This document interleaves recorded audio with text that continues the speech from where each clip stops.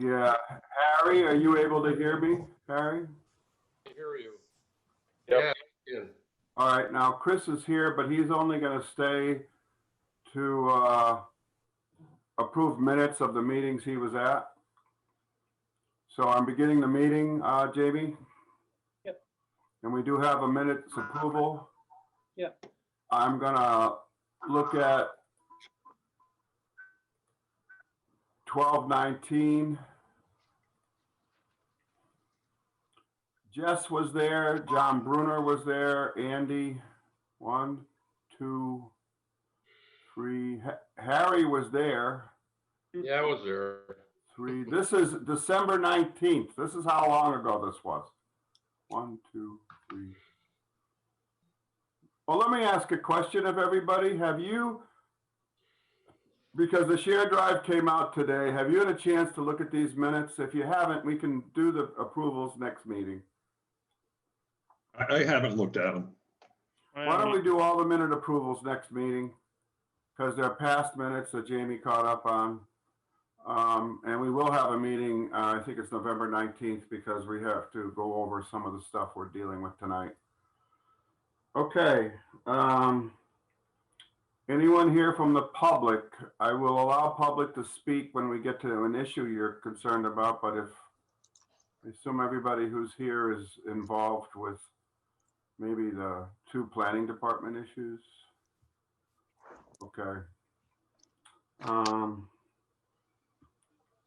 Jamie, do you have any news? So we just have the account update. If that's what you want to talk about, but can you share the screen with the account? You can, if you don't want to watch, you can just take the video off.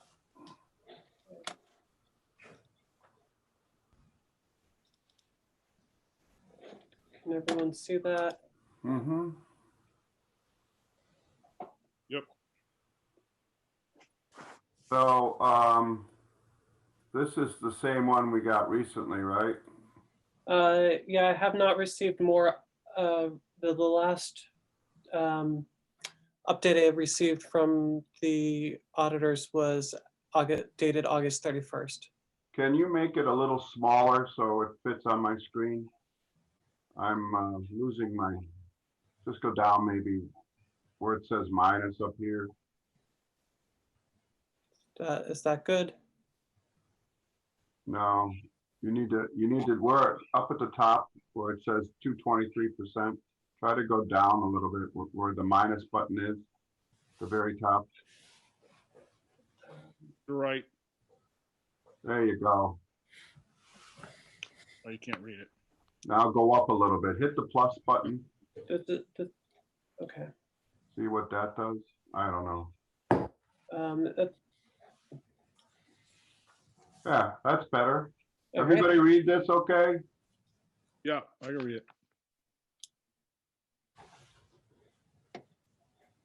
So the adjusted available balance as of August 31st is 1,149,721. Is that correct?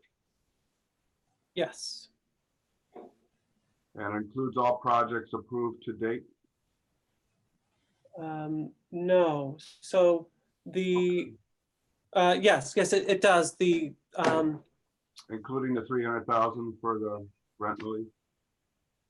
yeah, so those were approved earlier in the year. The Old Town Hall and the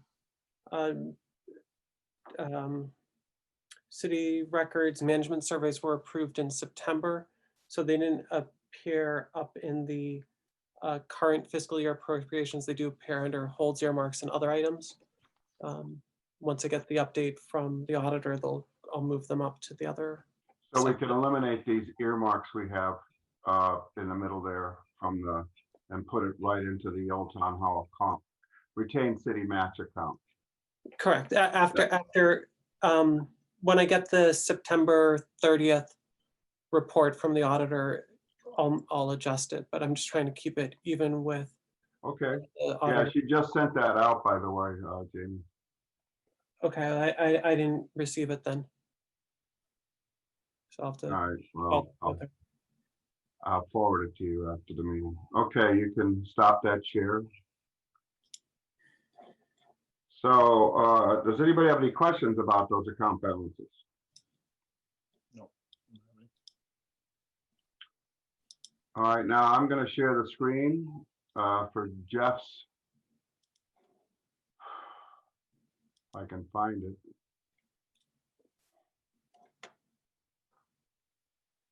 Jen, I can share that if you'd like. I'd like to be able to move it. I'd like to be able to deal with it. Great. What did I do with it?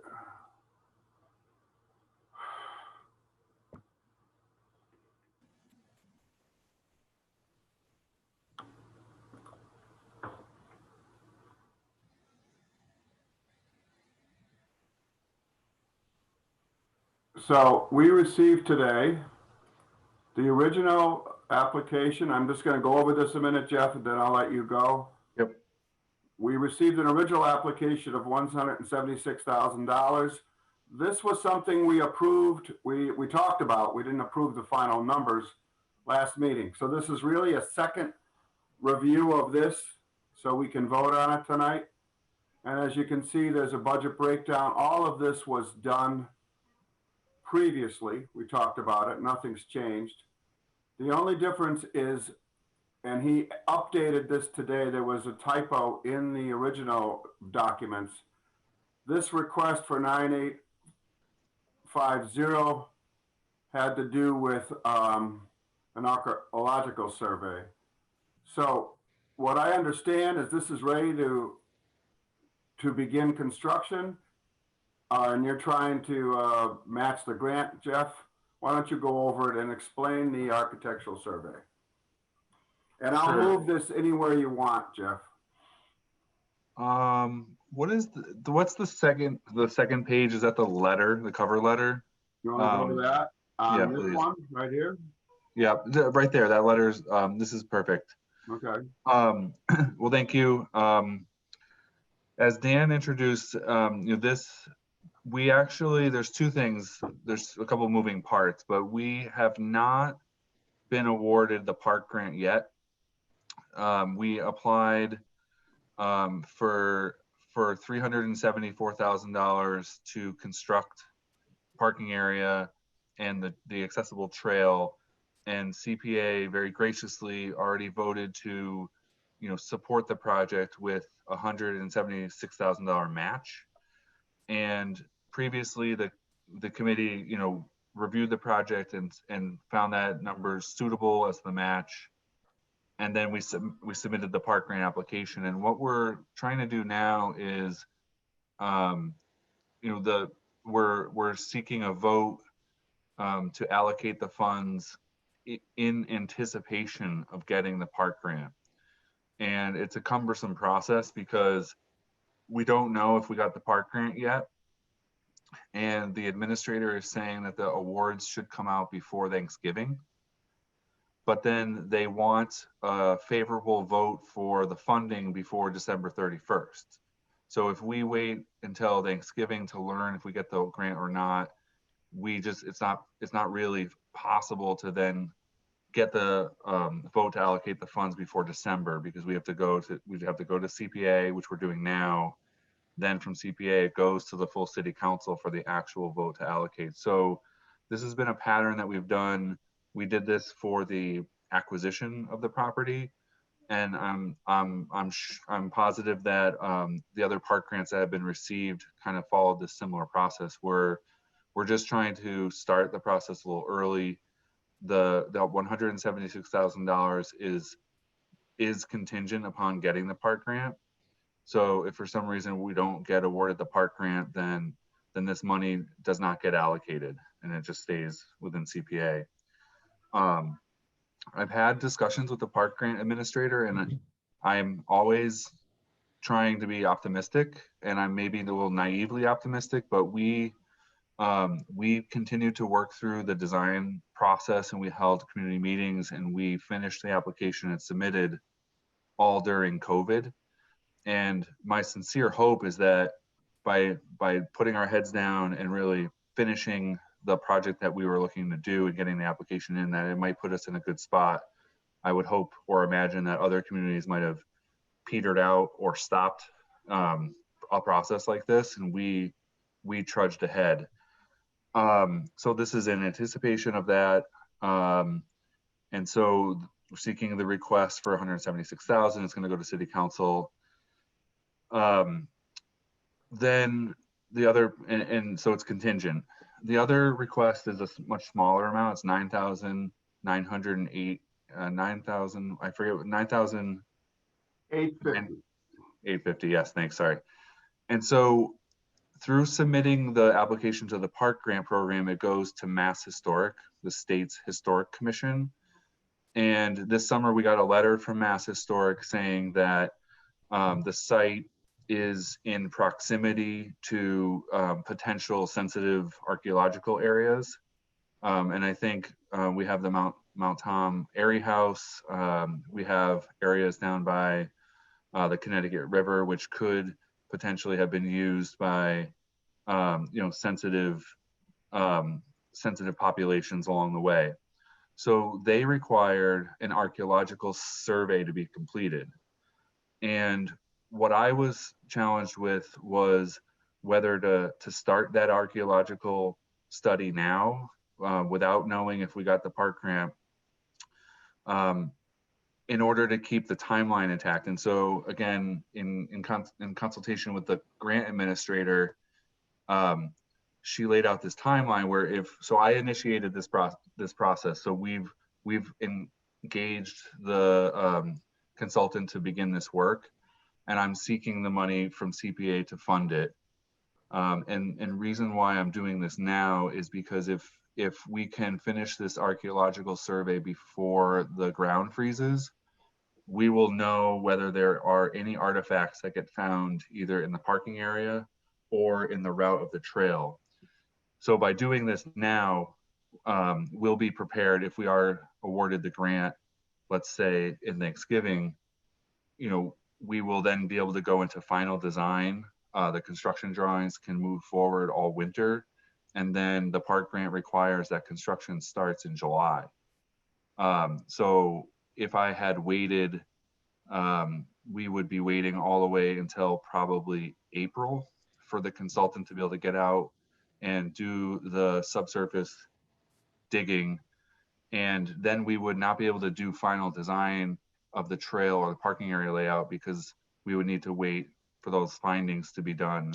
Then we would be missing the July construction timeline. So I made a decision to fund this, and I'm asking for CPA to reimburse a planning department account that has one-time funds. So this money is going to be spent, and it's considered due diligence, whereas the 176,000 will not be allocated until or if we get the park grant. So it's a very long-winded way to explain all that. I have a couple of things. First of all, if we don't get the park grant, the survey would still be useful because I assume you'll apply for another park grant next year.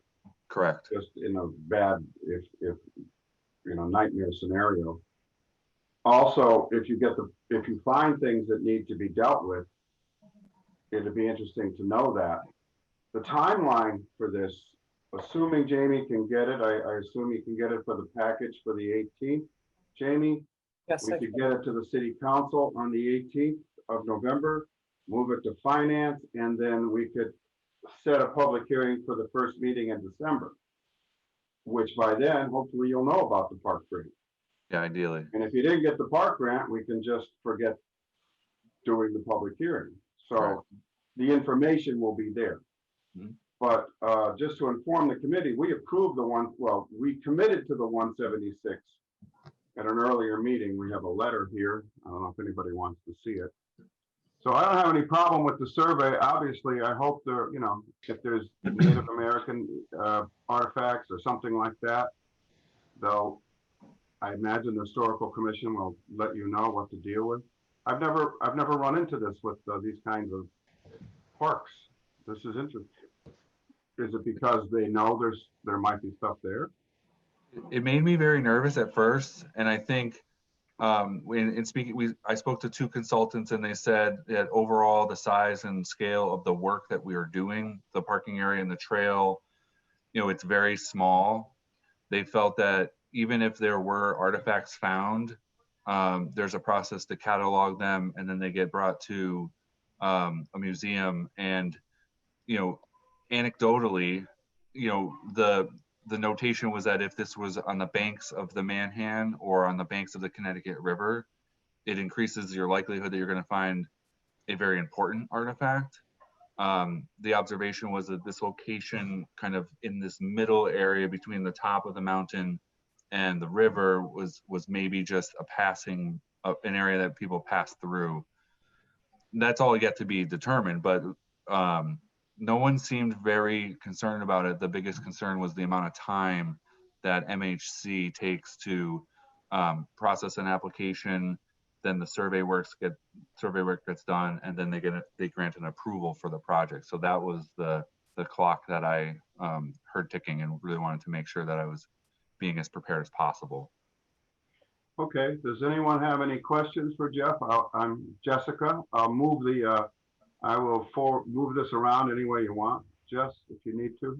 I'm just curious on what pot of money this request is coming out of. Is this coming out of the historic pot or is this coming out of the open space pot for CPA? You see here, she has it in both recreation and historic preservation. To be split under each category, to be split in half. So half would be paid out of recreation and half to be paid out of historic? Apparently. I Jamie, you think want to chime in on that? Yeah, I mean, it's up to the CPA to determine what funding pot it wants to be funded out of. There's only $75,000 right now in the open space account, but there's about $815,000 in the undesignated account. So this, it seems to me that this is part of the whole project, and it more fits as a part of the open space or recreation than it does for historic preservation. It's kind of being required as part of that project, and it wasn't a historic preservation project in and of itself, but it's really up to the committee to decide how those funds are split. What was the My split? head was kind of going in that, we tend to see a lot of requests for open space and recreation. That's typically most of the stuff that we see. We typically don't see a lot of historic preservations projects coming before the committee for funding. And so, it just seems to me that if there's a way that we can pull it out of the historic preservation funding, presuming that there's a good chunk of money. I don't remember what the account numbers were that we just looked at, I'm sorry, but presuming that there's a significant amount of money probably sitting in that pot, because we don't have a lot of requests typically coming through that channel, that if there's a way to make it work through the historic preservation pot, I think that would be great, rather than try to continue to pull from recreation where, as I said earlier, that's typically where we're seeing most of our requests coming to date. Well, I agree with you, Jess, that would be the best way to do it. But I'm not too concerned because we can fund things using the general funds too, if we have to. We're going to run out of open space and recreation money. Apparently, there's very little left in that. The 176, Jamie, that's in the other application? Mm-hmm. Is that, oh, that's the wrong one. Is that, where was that coming out of? Right out of recreation. So what does that leave us with in recreation? So the open space and recreation are combined into one account. There's Right. $75,000 currently in that account. So at most we could fund $75,000 of that from the open space set aside. The remaining 101,000 would have to come out of the undesignated account or the reserve fund. That's what I thought. The 9,850 could be entirely funded from the historic preservation account. There's $135,000 roughly in that account. So, that would be fine. But It really doesn't matter to me, so it's up to the committee how you guys want to fund it. But legally, it would be okay to fund this out of historic preservation. I Like think from- so. Yeah, I mean, I from- think it's a historic preservation survey. It's being done to it's being done to the Secretary of the Interior's guidelines for historic preservation. Being requested by the Massachusetts Historic Commission, right, Jeff? That's just requesting it. MHC is requesting it, right? Understood, but I just want to make sure there wasn't any specific restrictions or anything that had to be filed with a request under historic preservation. And that, you know, there wasn't any hiccup in terms of whether it would qualify or not. I have no problem with moving it all to historic preservation if that's the committee's. Anybody else have any questions about, they're kind of combined, the 9850 and the 176. We saw the 176 earlier. I can bring up the budget if you want on any of these things. I have it available if anybody's interested. No question? I support using the historic preservation. I think it's a great idea. For this one here that I'm showing here, Greg? Yeah. Okay. So Jamie, we'll move that all to historic preservation. And that's just set up when you do the appropriation request through the auditor, correct? Correct. Okay. And do you think you'd have any problem getting this to Barb? I guess it's 2 weeks you have, because it's for the November 18th meeting. I'd have to have it. Yeah, I don't think that would be a problem. The only question would be whether or not there's a grant agreement that you guys want to look at, and whether or not there's. Do we have a grant agreement in this package? No. It's a city project. Should there be a grant agreement? I thought typically we didn't when they were city projects. Well, there's usually just that one page that says where the money's coming from and what the timeline is for completion, and But all that would be dictated through the grant anyway. I mean, really, right? Through the park grant. I mean, if this is affiliated with the park grant, they're going to have their own grant agreement. I think what Jamie's But referring to is, it's one of those ways that the committee says, you know, if we don't get if there is no park grant award, that the money comes back to CPA rather than just hanging out. But for the historic, that's already being spent out of city funds, and the request is for reimbursement to city accounts. Correct. So whether the park grant is funded or not, that's an appropriation that would be moving forward and would be happening anyway, no matter what. I mean, the gun has already been, it's already been pulled in terms of moving that forward. So, that's correct. yeah. I think what we're referring to is this one where we always have our own agreements where we put in any project qualifiers. And the main qualifier is, this is contingent on, this one is contingent on receiving the park grant. And I Yep. think, Jamie, you can make that kind of grant up, a typical one. Yep. And we'll look at it on our next meeting, but that can be still sent to the only thing in there that is, it's a typical boilerplate agreement from the CPA committee that says this grant is contingent on receiving a park grant. There's no other contingencies, Jess, I don't think we would have in there. Yeah, no, I'm fine with that. It just had to do with the historic one that I had. Historic one, you're right, it's already, we're reimbursing on that, Right. and that's not an issue. Anybody else have questions on this one? Because we need to move both of these tonight. So if we're ready, we can make a motion on the 176, and then we'll make a motion on the other one. I'll make a motion to authorize $176,000 for the Mount Tom North Trailhead Park Matched Grant. I need a second. I'll second it. Okay, that was Andy? Yep. Okay. We have a motion to approve 176,000. Do we have any further discussion? Seeing none, I have to have Jamie, you have to do a roll Yeah, call vote, please. I'm catching up. Hold on one second, please. Okay, 6,000.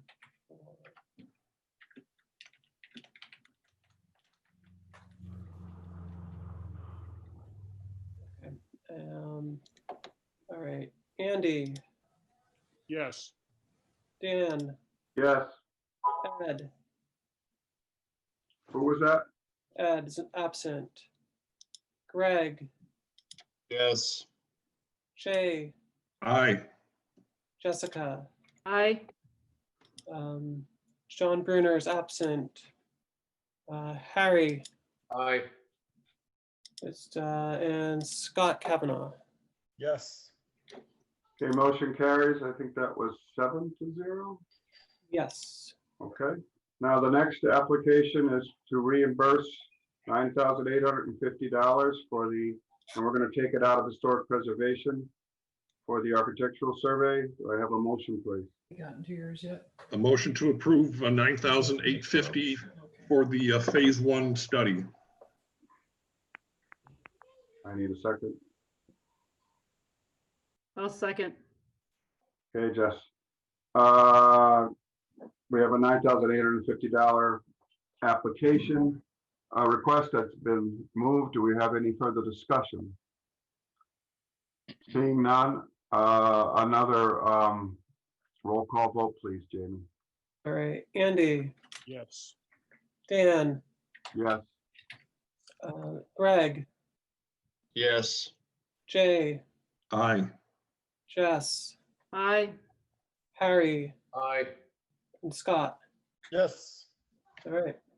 So we've approved both of these, and Jamie, it's really up to you to get these to Val and get them out before I'll get them out next 2 week. weeks Thursday I'll get them out to for the November 18th meeting. So that is the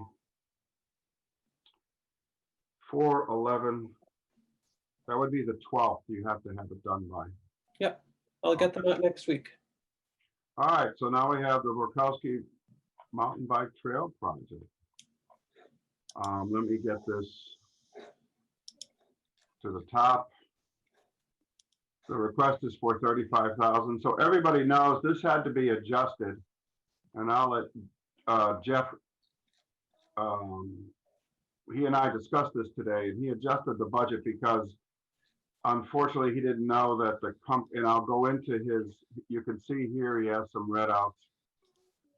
The company that was doing the work was only doing the first 2, what do we call those, tracks? Tasks, yep. Tasks, and there's a lot of other ones. So we had to make sure that we had sufficient funds to do all of the tasks that were involved.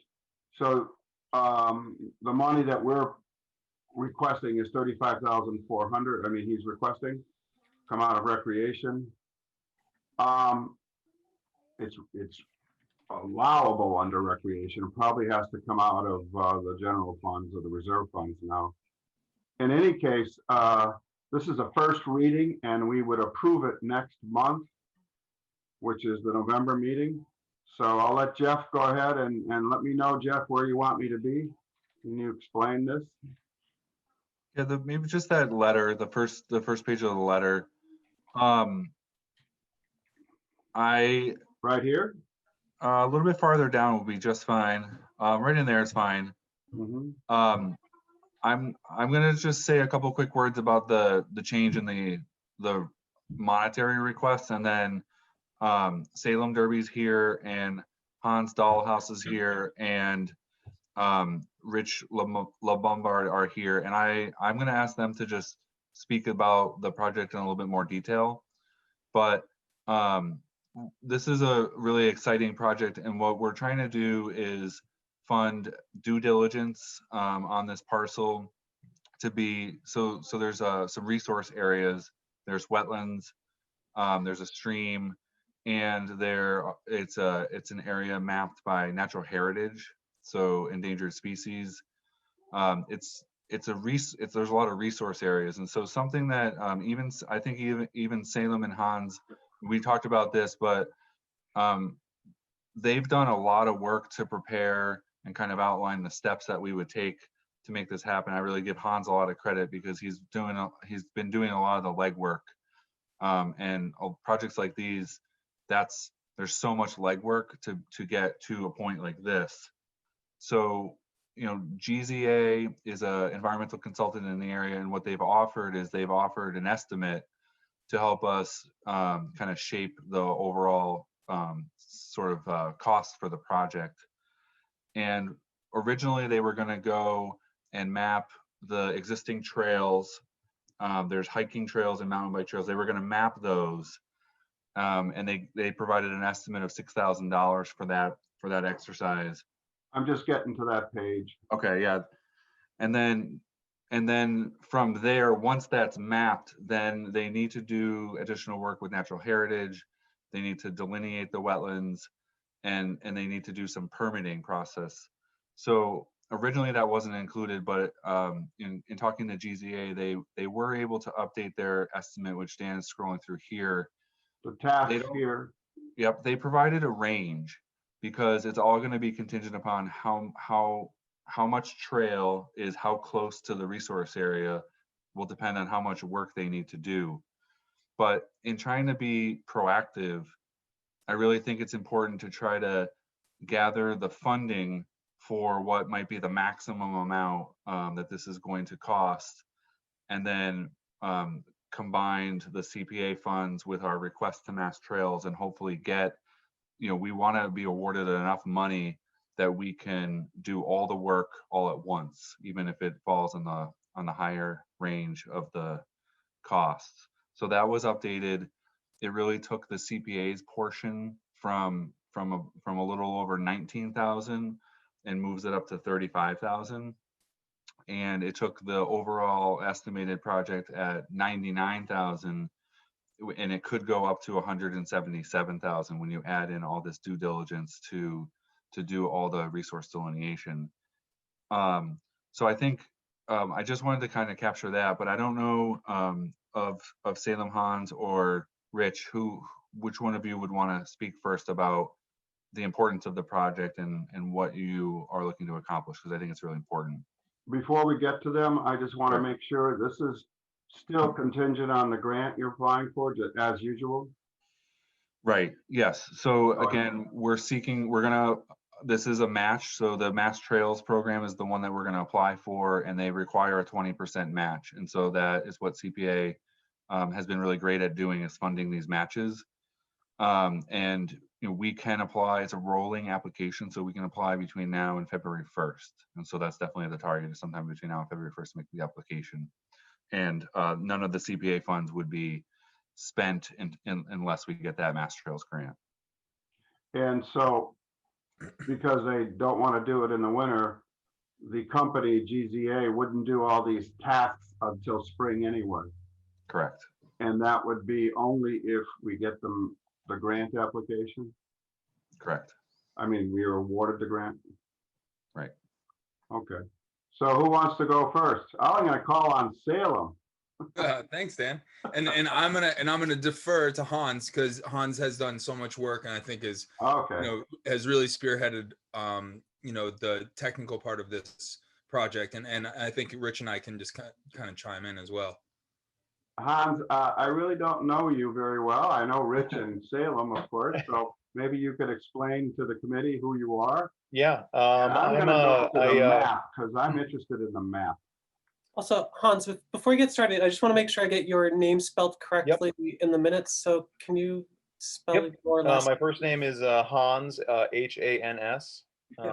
And my last name is Dahlhaus, D-A-L-H-A-U-S. Thank you very much. Yep. I moved to Easthampton with my family in 2006. And around that same time, got into mountain biking. Ended up meeting actually Rich LeBombard, who built a bunch of the Hendrick Street and B parcel trails that are out there that we appreciate. Last year, well, in 2015, there was a microburst that came through and basically decimated that area and the trails. There were efforts that were made by locals, volunteer efforts to clear the mountain bike trails that used to exist, but due to the excess of the damage and the size of the damage, it wasn't doable or safe for locals and volunteers to be taking on. I spend a lot of time out in that area with my family, hiking with my dogs, mountain biking, and over the course of, I don't know, the amount of years I've been out there, I'm constantly meeting people out there that area is like a real gem of an area for outdoor enthusiasts. Last year, it was probably around the same time it is now, I kind of tried to spearhead an effort, meeting with Salem Derby and a group of people of, how do we kind of rehabilitate this area and kind of bring it back to what it used to be. And that led to meeting with Jeff Bagg. And you can ask Jeff, I'm pretty passionate about this project. I've, emailed him many times and spent many hours on this, meeting with wetland scientists, meeting with Cassie from the Conservation Commission. And after the pandemic, noticed an increase in popularity with this area. And, though the main focus is kind of like a mountain bike area, it's more the approach is as a multi-use trail area. But there's no areas in Easthampton that are really have accessibility to mountain biking, and mountain biking has just had a massive growth in Western Massachusetts and our surrounding towns with their own trail systems. And so after talking to, Rich a bunch about this project, because, he was kind of the one that a long time ago spearheaded a lot of these trails. It really seems like an area that has been kind of forgotten, the B parcel especially, because that was a trail system that I think was acquired by the town in 2000. It's been kind of forgotten. And so a lot of locals have just been going out individually, doing their own maintenance, doing their own cleanup. But I think it really needs the town to kind of spearhead, kind of bringing it back to what it was, and then getting community involvement, keeping it maintained. So that's kind of my feeling on the whole thing. That's what I'm pushing. Are these I green can- lines? You see my map here? Are these the trails that exist now? What are those? Yes. So there's the trails in the middle area, which I can't really, that area right there. Those are trails that have been kind of destroyed by overgrowth and the storm. Those are the old Boracharski trails. And then there is the kind of outward green line that goes on the outside. That's the Broadbrook Loop. And then there's trails that I don't know if you can actually see on here that go out to the waterworks kind of area. This one Those here? are the trails that have been really destroyed by mountain biking. But we're only talking about the area delineated by this boundary, right? Well, no, there's an area that is actually part of the what is it, the waterworks or Department of Waterworks. I think that's this building up here at It the is. top. I'm circling with my cursor. Yeah, Yeah, you're right Salem there. might have a better understanding of that whole area. Yeah, and I can jump in and just say, there's this particular parcel is important, as Han said, because it is like this. It's actually such a cool area for hiking, for biking, for going out and just being in nature. That's really close to Nonotuck Park. I think one of the really important parts of this is the strategic piece that where it is, because if you look at Hendrick Street, if we zoomed out this map, you'd be at Brook Street, and it's a hop, skip, and a jump right into Nonotuck Park. I ride it all the time. Right, and so this actually coming from Nonotuck Park, where we have multi-use trails, which have been historically people do mountain bike on.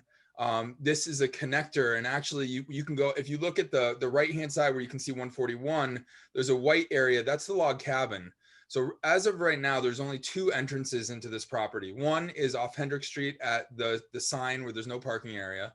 And the other one is at the very top at the upper parking lot at the log cabin, which is private property. And so there used to be an access at the waterworks, and that is, you know, historically how I had used to go in there. And it was this beautiful trail that meandered up, and there was a bridge, and I think Rich built the bridge. And then after the microburst, it just got completely wiped out. Yeah, that bridge actually, not to interrupt you, is in one of those photos that you have. That's the the mangled bridge. one. It's the one that looks like Yeah, it's like it's wrapped decimated around. right there in the left. Yeah. And so, you know, Is the this cool- Rich? that's Yeah, that's the bridge. yeah, No, that's Rich right there. and you know, so one of the interesting things about the strategic kind of piece of where this is so it's between Nonotuck Park, but it's also a pretty awesome access to Mount Tom Reservation. When you go over the backside, you can go into Holyoke, which can take you to Rock Valley. You can go down to the Whiting Reservoir. So it's this kind of connector piece. It's a kind of a missing link between a lot of different pieces of open space. So it's strategically important. And then, you know, the damage that was done in the microburst really took a lot of the trails that were out there and just kind of wiped them off the map. And I will say, I'll give Rich a chance to speak in a second. And if anybody doesn't know, he's kind of a wizard of mountain bike trails. And so I want to give him public acknowledgement of like the trails that Rich builds are some of the best ever in the world. So I'm just gonna say that, and they got wiped out. You know, a bunch of them got wiped out, and so, you know, I see this project as a way, A, to make this area more accessible to more people, and B, to improve what is out there, which is already really good, and can get a lot better. I have questions, but I'll let Rich go ahead, chime in, Rich, if you want to say anything. You're muted, Rich. I'll unmute you. You don't have to unmute. You're unmuted. The trail use there has been, there's been a huge increase of people out there, and it's been kind of remarkable. So it'd be great to have a lot of that stuff back. And the whole thing started because of Stuart Beckley. This is all because of Stuart Beckley. And he approached me to start putting some trails in there. And it was me and a whole host of other people. It wasn't just me, but I do appreciate the accolades. So it was kind of a 10-year project, and it's been great. It'd be fantastic to see a lot of those trails resurrected.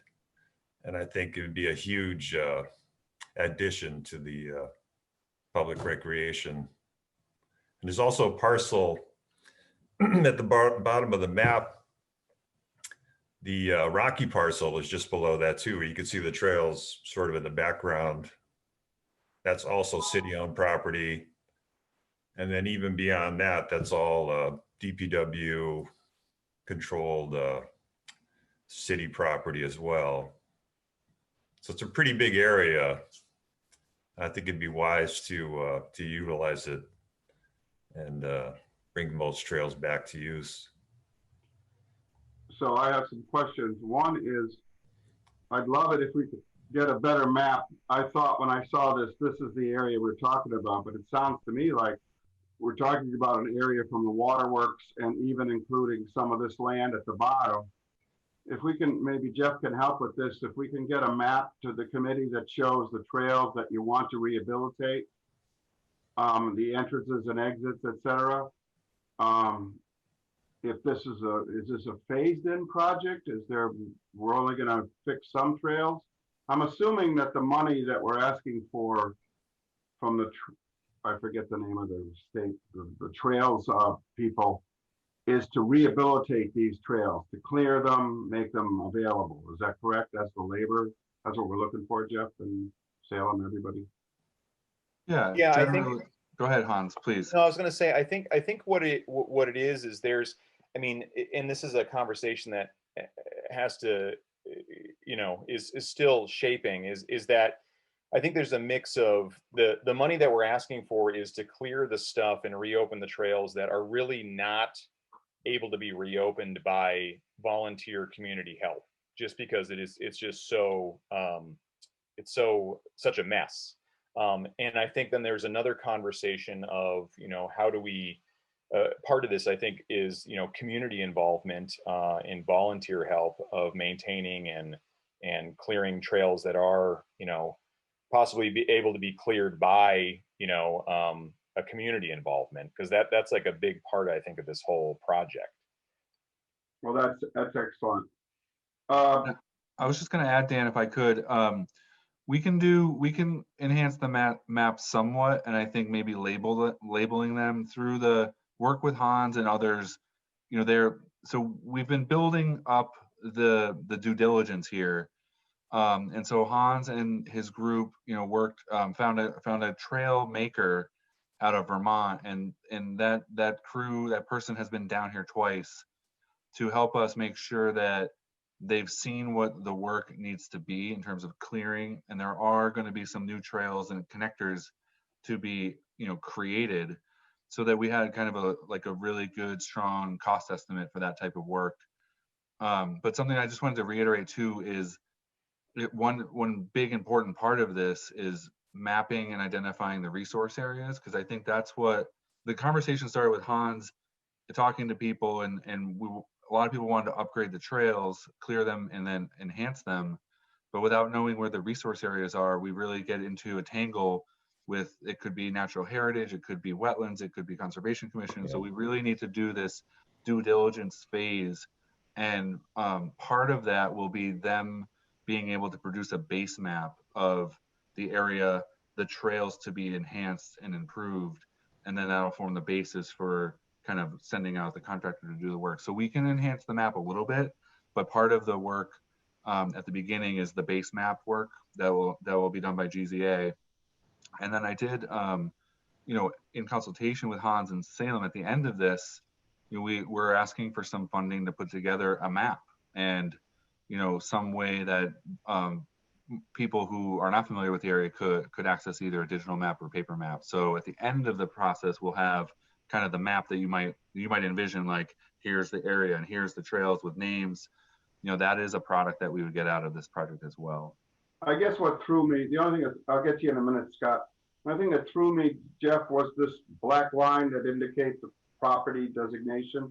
And it doesn't sound like that's restricting the, I don't think your trails go both up and down. So I had two other questions, but Scott, go ahead, ask your question. I'll get back to me. Sure. Actually, just two quick things.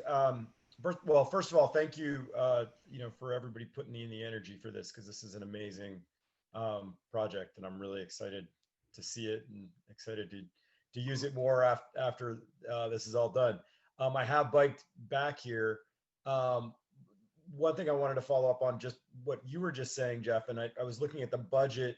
It does have money for maps and signs, and I was wondering if part of that is wayfinding signs throughout the property, because I know that's one thing when I've been in there, it is a little bit of a maze, and I didn't know if what that referred to, the maps, and not just the maps, but the signs.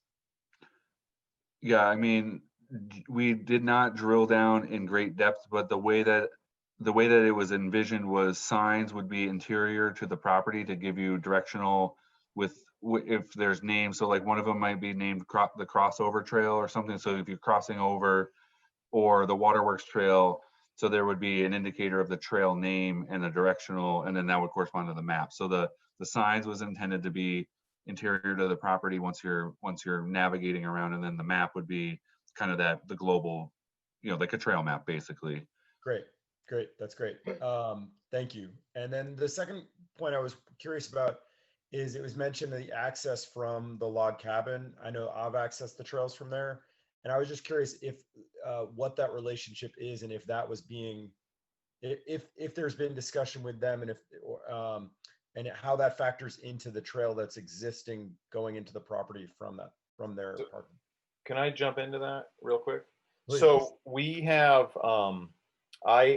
with another gentleman that was supposed to be here tonight, have been actually pursuing touching base with the log cabin, because there's a couple different ways to get into that trail system. There's the log cabin, If you go farther down past the log cabin, there's another parking area that there's a road that ties into the Broadbrook Loop, which is the mountain bike trail. And then At there's this here? parking at, what's that? Is that, am I circling what you're talking about? No, it's a little further down, Dan. It's where the white area is. Yeah. It's, Yeah, I don't know how if to it's on the map. It's down in here. no, it is on the map. There's at the right hand side of the black border. There's a white section, and it looks like there's a gray section in the middle of that. That's the log cabin, the gray Right section. here? One down from that. Yeah, keep Here. going down. Yep. Right there. Yep, that's the Yep. log cabin. Yep. Okay. And then But the there is- parking area is right to the left of that. There's like it's almost like right there. Yep. So And now this if is you the go, access road you're talking about, or Yeah. trail? so Dan, if you go farther down, you see where the green trail comes out right there.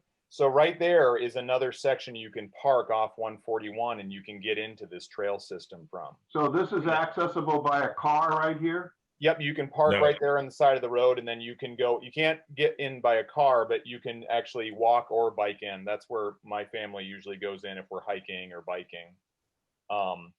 And then the other point is down on Bernie Ave. But we're trying to coordinate with the log cabin to find out what accessibility is to be able to get into, access from that point. Because we park at the top also at the coffee shop and then walk up, through there. And they're usually pretty open to it. But again, it hasn't been fully approved. Okay, I saw Harry, and then I'll get to Jess. Yeah, I'd like to know where the private property is in this whole thing. Where does it connect? There's gotta be a private property in the back of there someplace or on the side of this whole thing. Where does it connect to the private property? Regular homeowners and, property owners, that kind of thing. Down here? Yeah, right down, I can't even point to it. Yeah, on the right, if you look at this thing on the very, very bottom, where does that connect to the private property? Are there private property owners right along in there somewhere? So I think the flooding is private property owners someplace along in there, I would think, up Hendrick Street or somewhere. That's what this white area is, isn't it, Jeff? Yeah, that whole white area is private property. All the green is city. So we're talking log cabin over here on the right, and we're talking all the private dwellings here, Harry. And there is some private property within, and I think maybe Rich and Hans can talk to that a little bit more.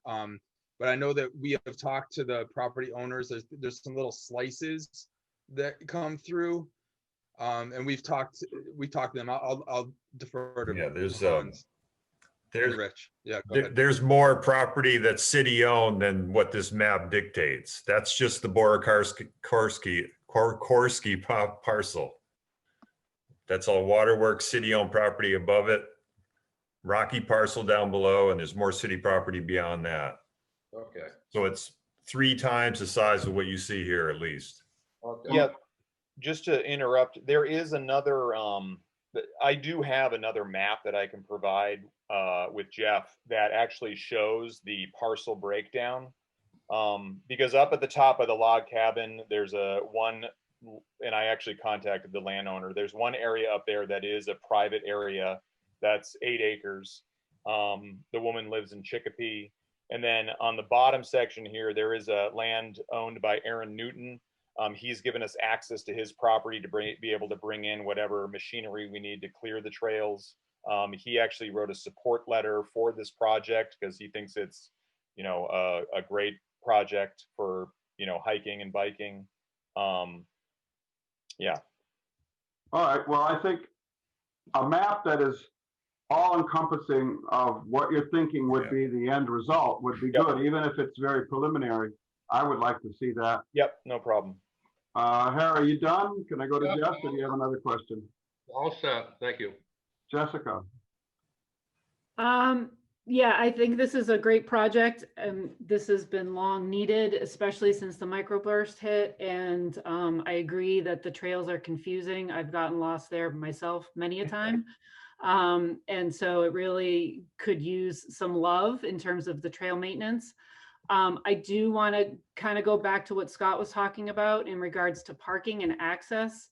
You know, the thing that just, the phrase that keeps popping in my mind is, if you build it, they will come. Yes. If the trails grant is really to, and it looked like, just from the narrative, it really was pitching the idea of making this a mountain biking destination location in Easthampton. That's kind of the vibe that I was getting out of the narrative.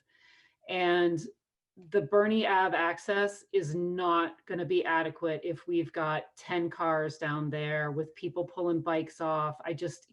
I'm concerned that it's going to clutter that street, that there could be concerns from the neighbors. I'm hoping that you're talking to the abutters in that area about this, because I think that if you do start having 10, 12 cars parking down there, that might start to be a little bit, could be problematic, and could end up in the Public Safety Committee of City Council at some point if it's not dealt with now.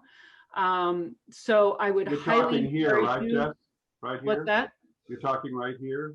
Yeah, right down there. Exactly. That was my question too. Thank you. I would highly encourage you to really try to negotiate an agreement with the president of the log cabin.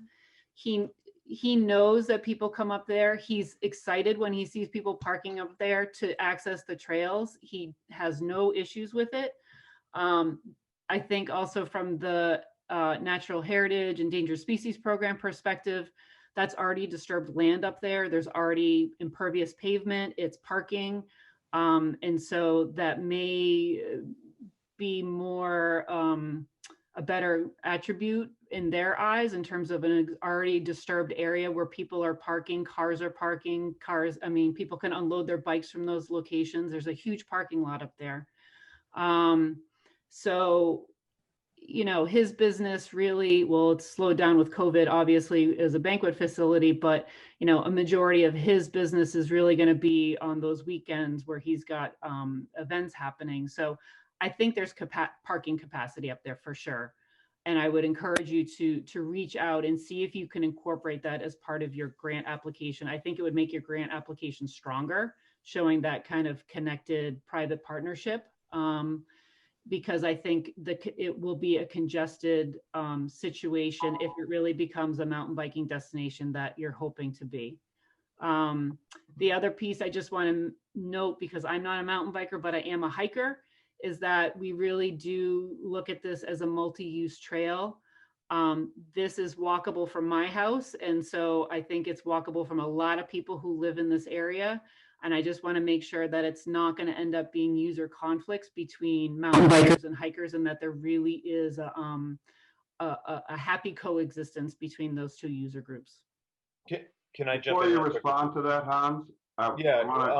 So I just want to back. say, so I was speaking yesterday with I don't know if you know of the Sawmill Hills area, the conservation area in Florence. So I was speaking with Jeff Fowler, and Jeff Fowler was one of the original trail builders out there and headed up a whole program with the town to make that kind of a sanctioned area. And it wasn't just to make it a mountain bike area, which is kind of what we're wanting to do here. It's make it a multi-use area, but a multi-use area where mountain bikers can ride, because we have plenty of trail areas around here where people can hike, but mountain bikers can't ride their bikes. And I think that was kind of the thing. It's not just to make it like a mountain bike, say, destination. It's to make an area where you can mountain bike, but you can also take your dogs out, you can take your family out. And during the pandemic, I mean, I just ran into so many people, like families, you know, people walking their dogs. I don't want to take, I mean, that's not my intention, is to make it just a mountain bike area. It's to make it a bike and hike area, you know, where everybody can be there. So yeah. I think that's great. I think that's great. There may end up having to be some sort of like standard, I don't know, protocols of how users, when they interact with one another. I just want to make sure that it's kind of dealt with ahead of time, so that, again, it doesn't ending up in the planning department's lap or a city council's lap, where people are complaining because there's conflicts and they're feeling like, you know, so again, just, I'm sure you guys will figure it out, but just wanted to highlight those couple of things. That's all. And I think before we go on, Salem, I just wanted to touch base on the parking. I'm glad Jess brought it up. My concern was this access here. It is going to be a destination. I mean, as soon as this is built, and we're going to advertise it, it's a park. this entire area here will be full of cars, and I think that's bad. Can you guys look at this being a vehicle entrance and parking in this area? So I was going to address that very specific topic.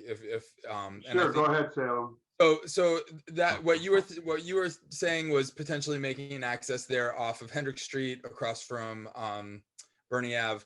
So we have talked to Hans and I have talked to the owner of the property who actually sold that to the city. He actually gifted that little leg to the city. And one of his stipulations was that there would be no parking area put in there. So, but that here is what I'm talking about right here.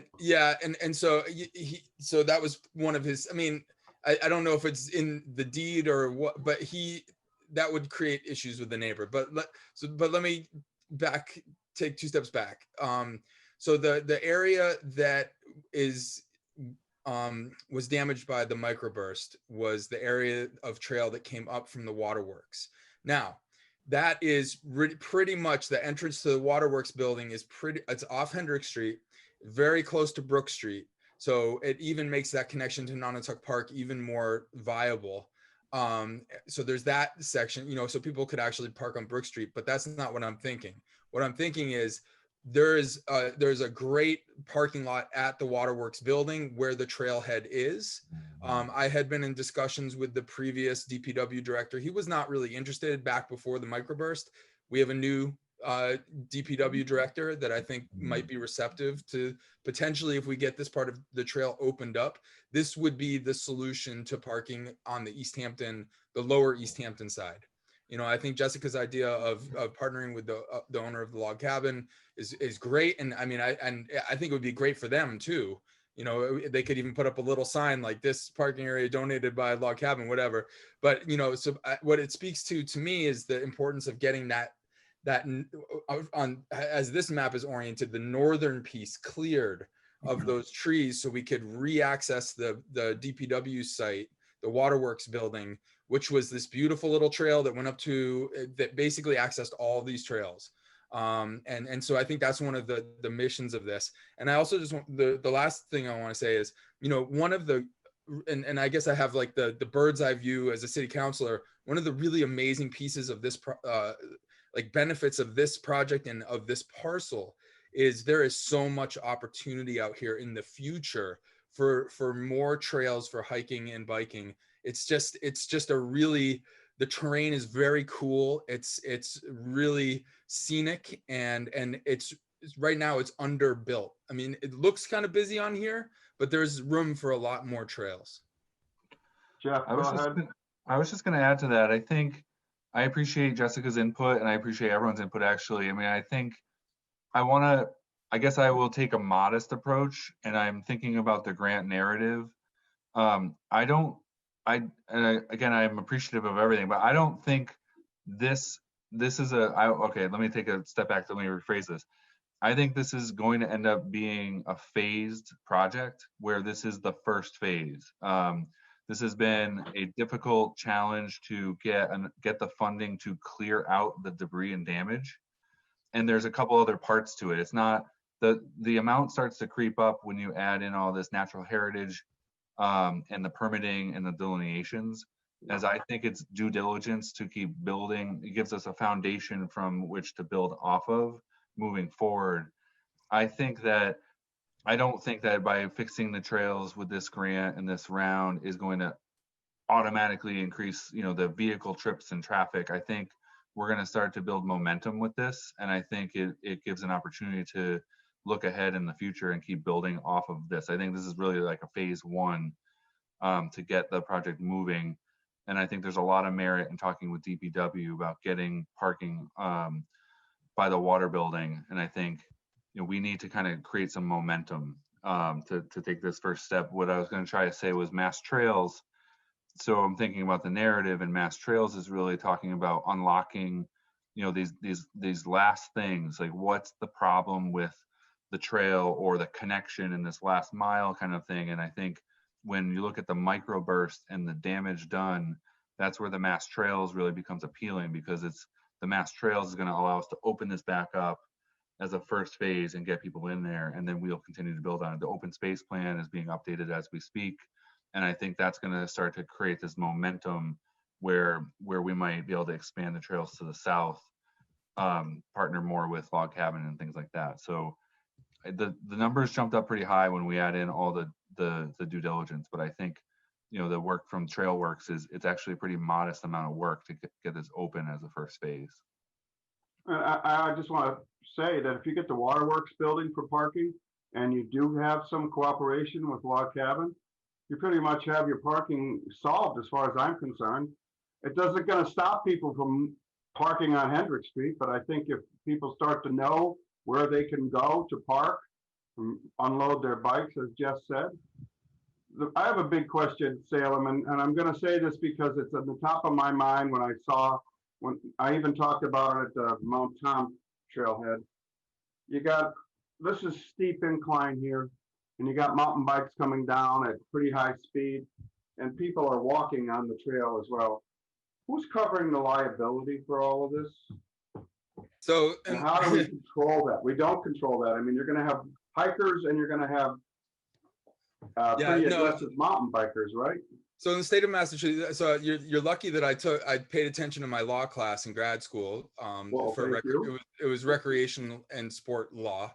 And in the state of Massachusetts, city state-owned land that is designated for recreation is covered. It's basically a use at your own risk. So liability, there's no liability to the city. Okay, well, that's good news. And that actually applies to private property as well in the state of Massachusetts. Well, I still don't want that accident to happen, so I think. No, I don't either. But you know, I mean, so here's the thing. You know, there are a lot of people out there using trails, and part of being a responsible trail user is being able to, you know, share that space with others, and that's happening now. And you know, even at this space, it's happening. It happens at Mount Tom. It happens, you know, all over. And you know, people are generally loosely, you know, responsible as they, you know, are out recreating. It doesn't preclude any accidents from happening, but I would say that's probably not something that we need to obsess over at this point. Can I throw something else in there? Yeah, sure. The other part of when I have, you know, been thinking about this project is, you know, I spent some time in Vermont, and Vermont is, you know, they're the towns, the state, they're a big supporter of their mountain bike trail systems and multi-use trail systems. But a lot of those trails, and this comes into the whole signage portion, is that they make them, you know, some of them are one directional. So you have a route that you're supposed to be taking, and that might be something that we look at for this project, because honestly, you know, the Broadbrook Loop that currently exists, there is, I mean, and people do it both ways, but there is a climbing trail and there's a downhill trail, you know, so you don't have people, you know, intersecting in opposite directions. But I think that once the signage is done and we look at kind of like, how do we route this? Is it like one directional? It might also benefit that whole kind of topic.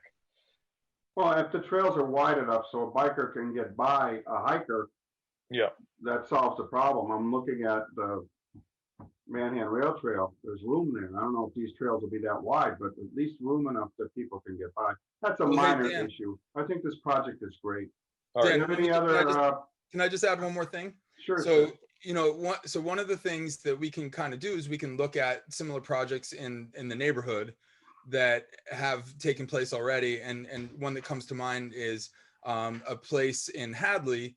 It's kind of known as Earl's Trails. It's off of Chamorro Road. It's near Hampshire College, between Chamorro Road and the, you know, basically the Notch Visitor Center. And it's just a mountain bike mecca. And people, like, you see there are hundreds of mountain bikes there, like almost daily.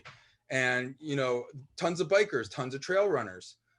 You know, so hikers, trail runners, and bikers all sharing the same network of trails, pretty much incident free. And that brings me to the last point is, as from the city council perspective, and you would know this, you know, the more people we bring to recreate in Easthampton, the more people that are going to come to our restaurants and shop in our stores. And, you know, it's a great draw for the city. And it's just one of those, it's an added benefit for the residents.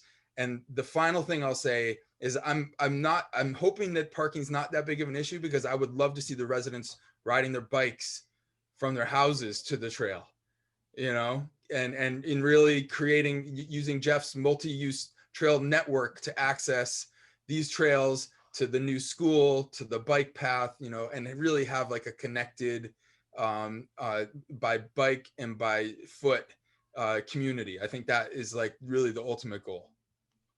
I think all of that makes sense. And well, let me ask, any other committee members have questions on this project? Harry, go ahead. Yeah, I think we're gonna need some refuge barrels out there, because when you got people out there riding around, they're gonna have water bottles on them and maybe soda cans or candy wrappers or whatever. So I would imagine you're gonna probably need a few barrels out there, and then you gotta have somebody have to empty those things or that kind of thing. So, you know, just looking forward, that's all.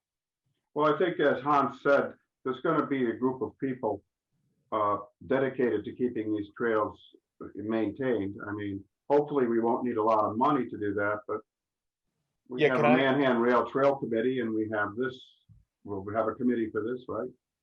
Yeah, I just let me just add to that, because I feel like that is a really big part of this project, is that I have met so many people out there like just hiking and told them about like the possibility of this project, and they're all like, how can we get involved? Because there's something about being able to work on a trail, maintain a trail, and then be able to ride it and hike it in your community that is just so rewarding. And that's like a big part of what was driving me to kind of pursue and push, you know, Jeff and Salem and whoever with this project, because it's such an amazing area out there.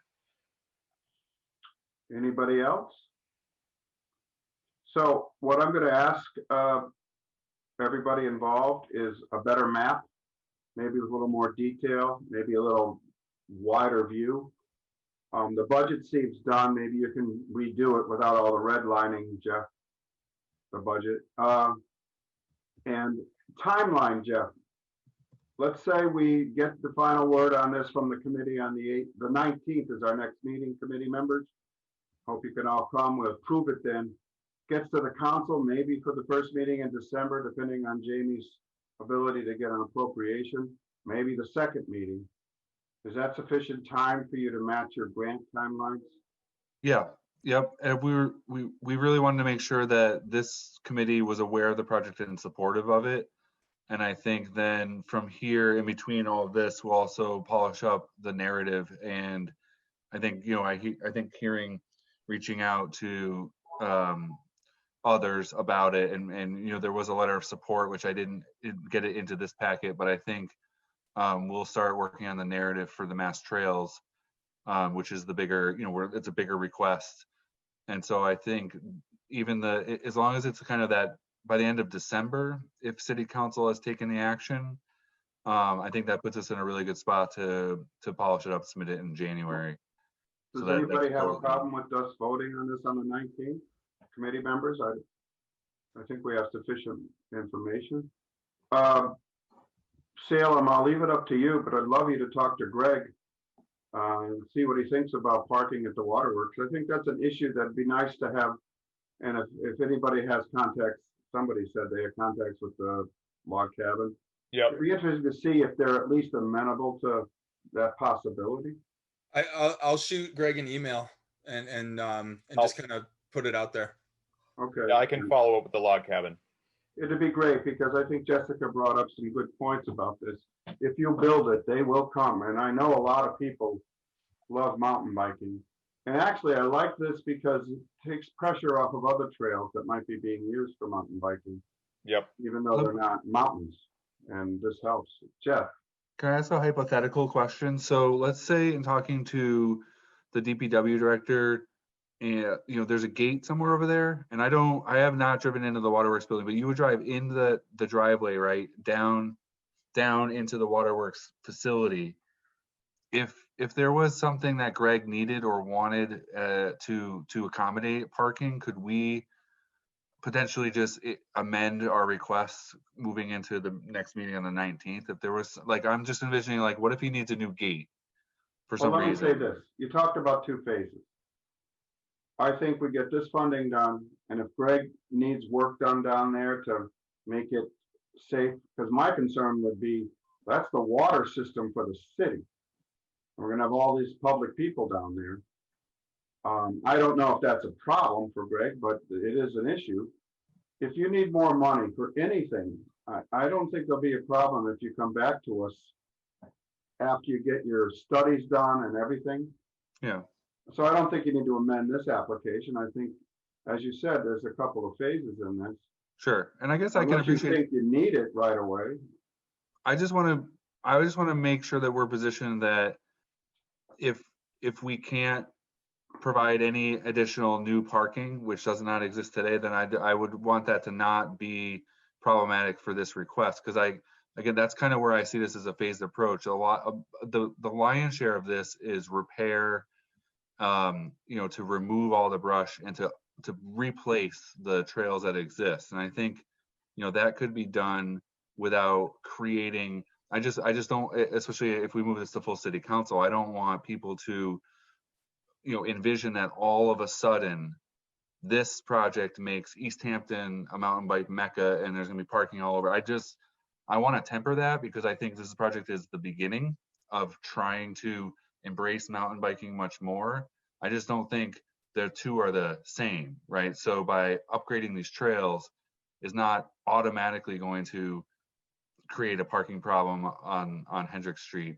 We hope that over time it would be so, appealing that maybe we need to deal with parking as a second phase. So I'm just trying to make sure that we can play both sides of this. I want to promote it, and I can understand why parking could be part of the discussion, but I don't necessarily think parking is necessary to upgrade the trails at this stage, right? So I'm just trying to make sure. I would agree with that, but it is a question.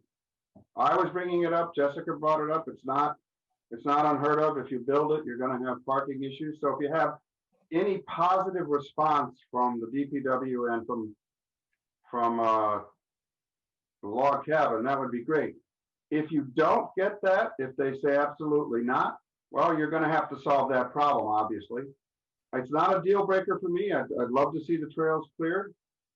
But the minute we have issues of parking on Hendricks, or God forbid on Route 141 down the mountain, we'll have to deal with it, obviously. But it's not a question that won't be asked, Jeff. And I think the best you and Salem and Hans and everybody can be prepared to answer those questions, the better off you'll be. I think if I could recommend, when you put your map together, the new map that Dan is asking for, it might be helpful to highlight the phases that you're thinking and break it out on the map, so that there's a understanding of, like, because I heard you say, when you were discussing, like, this trail is a priority over this one. Maybe if you highlighted the first phase in one color, the second phase in a different color, in terms of the trails, and the parking can fit in how you want to fit that in, maybe that might help, because I want to see you guys continue to move forward. But I think, those questions are going to be out there. So maybe that's a way to kind of help you sort of frame what makes most sense in terms of what's first, second, third, in terms of this project. I think you're right, though, Jeff. Clearing these trails from the microburst, I don't think anybody's going to object to that. But you will be getting questions about what's the future issues that might be, and parking's one of them. And you just have to be prepared for that. I think, I don't know what's going to happen with the waterworks building, but Greg seems to be friendly guy. Salem, I think he'd be interested. He may need to find a way to protect his buildings there, but I don't know. I've not been down there, Yeah, no, and there is, it's like, I was just looking at a map just for reference, and where the gate is now, the gate could literally be moved, 100 feet towards the old waterworks building. It's like a little brick building, and there could be a little parking area put in right there. I mean, there are multiple solutions that could happen there. You're talking about the Hendricks pump. Which Yeah. is the small building. Well, Yep. okay, whatever he needs. I mean, if that's a phase where we have to clear some land and put a parking lot in, obviously, I don't have a problem with that, but we'll And see. there is space. So, you know, I mean, it would just be that, I think that would be, like I said, you know, in a second or a third phase. So just to conclude, we need a better map if we can get it. Some conversations with the DPW and with Log Cabin. And maybe redo the narrative and the budget, Jeff? Yep. And have it out for the next meeting on the 19th. Is everybody okay with that scenario on the committee? Nod your head, say yes. Yep. Okay. So I hope to see everybody on the 19th. Jamie, I don't have anything else. Do you have anything else for tonight? Yeah, did you want to discuss the emergency rental assistance? Oh, program? I forgot. Oh my God, yes. Yeah, Thank we're gonna you. move into this discussion on the emergency rental, and Jamie's gonna give us an update. I understand some RFP proposals came in. So we went back out to bid for the program administrator, or request for proposals for the program administrator. Those requests were due last Wednesday. We received 2 requests, and we are in the process of evaluating them and letting those respondents know the results of the selection committee's decision. And the selection committee is the people, The Dan selection- and Jeff. The selection committee is myself, Jeff Bagg, and 2 members of the Affordable Housing Fair Housing Partnership. And can you tell us what their administrative cost was on each of the proposals? I cannot, because the administrative costs have not been, it was a sealed bid for the proposals separate from the administrative costs. And we have not opened up the administrative, sorry, we've not opened up the price proposals yet until we've selected and notified the applicant. So maybe by the next meeting, we'll know all this. Who do you select? You might be able to select somebody by the next meeting? Oh, yeah, we're the plan is to have the selection and notify as soon as possible. Well, I'm very happy to hear that. I was calling this discussion because I worried that we weren't going to get any proposals at all. And then with the new raft money out there, what do we do with this $300,000 if we don't get proposals to administer it? But I'm very happy to hear that. So good. Anybody have questions of Jamie on the rental money that's out there? No? I'm very happy we're able to do that, move forward. Me too. And you'll be able to detail everything that's in that proposal, maybe send us a note. Yes, what once they're gonna do. once we notify the respondents, I will also send an email out to the committee with the results of that. And what their proposals are doing, what's in the RFP and what they're doing is what I'd like to see. Yeah. Okay, good. Do you have anything to add to that, Jeff? Is everything? I mean, I was gonna just add one thing, and I trying to decide if I should, but yeah, I think for this committee, because you've been involved in the discussion and allocated the 300,000, there was a discussion along the way, and we haven't opened up the proposals yet, so it's not clear. There is I believe, Jamie, I'm sorry if you can correct me if I'm wrong. There is a small chance that the entity will administer less than 300,000. I think that came up in terms of capacity. So we had the discussion early on that one of the reasons why we didn't get respondents the first time is because of the timing was way off, and there was a lot of money coming into some of these agencies, and they hadn't figured out what they were going to get for funding. They're bringing both entities, as far as I understand it, are bringing on new staff to help administer kind of this program, CARES Act, and other funding. But I did want to just preview to the CPA that there is a chance that the 300,000 could be truncated a little bit to make sure that there's the capacity for the entity to do it.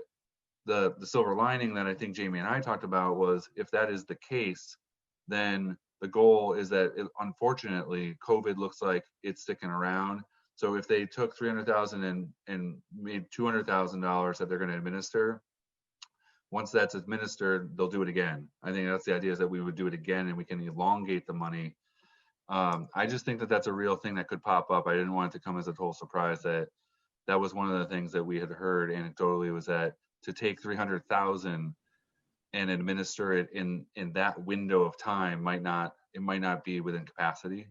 Right. So that was what I want to add, Jamie. I don't know if that's incorrect or. No, that is correct. But like I said, we won't know what because the price proposals have not been opened until Right. we notified the respondents of their selection based on the non-price proposal. I don't know what they were proposing for how much they wanted to administer. But the RFP did state, and the contract will be written in such a way that we can extend or do a subsequent award to that same entity without having to go back out to RFP. I have no problem with that, and I also agree that unemployment's still up. We're still going to need this rent relief into the spring, if not into the summer. Yeah. So, and it's not a lot of money, but if it can help some people in Easthampton, it's helping some people. So, yeah, good. I just was very happy to hear that at least we have administrators, because there'll be pressure to say Jamie can do it or Jeff can do it. So we don't want that. No, it is a very unique set of skills that to administer that money, to do the income qualifications, to have the resources available to speak multiple languages. Yeah, it's not something that I have the skills for, and I don't think we have the staff capacity to manage a program like this. Well, everybody asks me about that, and I tell them exactly that. We can't. We have to have someone who's already up to speed on this. Any committee questions? Greg? Does anybody on this committee have any more recent window into sort of economic or housing data that would tell us what we could expect? Or, you know, I mean, I know that the pandemic is dragging, and I'm not really in a position to know what's going on here in Easthampton. I don't know if anybody else is, but I'd be certainly curious. I think the housing people would answer that question for you if you send an email to Jana and Jackie. Or somebody, Jackie and Jana, they both have a window into that. I just don't know if maybe somebody on this call had talked to them recently, or you know. So the housing partnership did meet last week, and there's still not great numbers, and we don't know a lot, but because the eviction moratorium ended on October 17th, we have one member on the partnership who works with Housing Court regularly, and she was saying that the Housing Court only meets once a week. Currently, they had a backlog of about 700 cases that started before the pandemic, which were put on hold due to the pandemic. And those cases will be the first cases that the Housing Court takes up, and that they were expecting about 2,000 evictions to then start as a result of COVID once those 700 clear up. So you're talking about the entire valley, not Easthampton. yes, that is the Hampshire and Hampshire County, Hampshire and Franklin, I believe. I don't think. Oh, really? But I mean, to put that into perspective, you know, there's something like 6,000 housing units in Easthampton. So valley-wide, to have 2,000 requests is a lot, but it's not. I mean, we don't know how many of those are coming from Easthampton. So I don't know if that helps to Yeah, sure. fill you in, I but appreciate it. Thank you. Anybody else?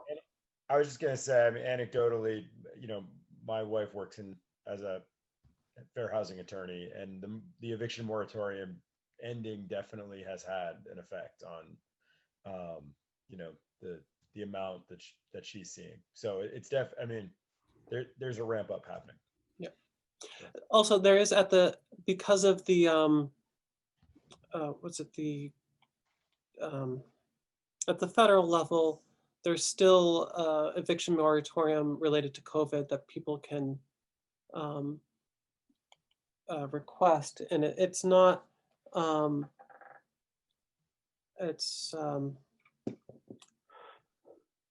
forget who's administering it, but it's a little bit more complicated to get that eviction moratorium process. It requires more paperwork on the result of from the renter to know what to do. We're trying to get that information out there, and there was the Housing Partnership was interested in trying to get some of that information posted onto the city's website. So that's another thing that I'm working on. Okay. Everybody okay? Then I'll take a motion to adjourn. I'll move to adjourn. I'll second. Jamie, you need to do a roll call. I'm sorry, that's the rules. Yep. Let's go. Andy. Yes. Dan. Yes. Greg. Yes. Jay. Aye. Jessica. Bye. Harry. Aye. And Scott. Yes. All right. Thank you all. I'll see you on November 19th. Thank you. I appreciate it a lot, everybody. Good night. Bye-bye.